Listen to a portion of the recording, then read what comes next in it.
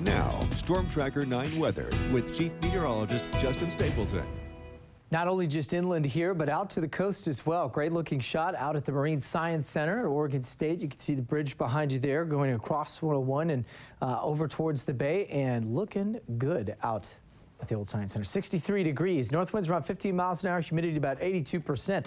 So even though it's clear out there now, you can see with the humidity up in the 80s, that means the moist air is out there, which will turn into the marine layer cloud cover that just kind of move back along the coast later on this evening and into the overnight hours. 87 in Eugene right now, so no 90s for us here, but still warm this afternoon, a little above average. 84 is where we should be this time of year.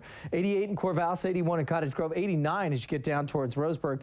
Low 60s out to the coast, as we mentioned, 64 in North Bend and 82 in Sun River, about 84 as you get out to Bend. If you headed out to Hayward tonight for the World Juniors, should be a nice night as well. Temperatures will fall quickly back into the upper 70s by about 8, 9 o'clock tonight, and then looking at clear skies and probably down into the low 70s as things get wrapped up for the night.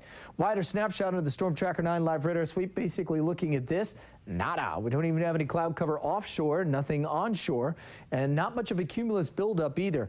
There's a specific reason for that, and that's because the winds aloft right now are all sort of coming out of the north and northeast. Eventually, as we get in towards tomorrow, but mostly into next week, we'll see the jet stream winds start to come up out of the south. And that means there's a chance for some thunderstorms to start popping back up into the forecast as well. We've got a lot of hot, unstable air. You can see the 90s from Burns all the way down to almost 100 degrees as you get to Medford. 90 in Roseburg today. A pair of 88s in both Corvallis and Eugene, mid to upper 60s and low 70s at the coast. And 94 in the Dalles, a little cooler out towards Portland, and a bit of an influence of some cooler Pacific air.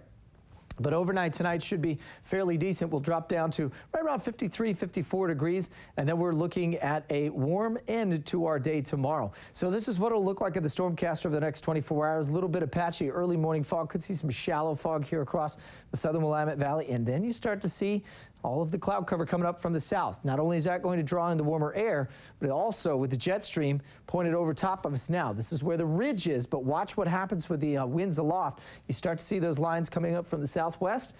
That grabs onto the moisture. You've got the hot, unstable air in place. You give a little bit of extra lift, and that's a chance for some thunderstorms. But we will not have to deal with that certainly by early tomorrow morning. Marathon forecast looking good. We'll be right around 53 to 55 degrees at start time at 6 a.m. We'll get a little warm by about 11, 12 o'clock into the upper 70s, but the 90s that were expected for tomorrow's afternoon highs probably won't be there until about 2, 3 o'clock. So we'll go morning clouds, sunny and breezy by the afternoon. Temperatures will be in the mid-60s. How about mid-90s for the Umpqua? It's going to be a hot one for the next couple of days for folks in Douglas County.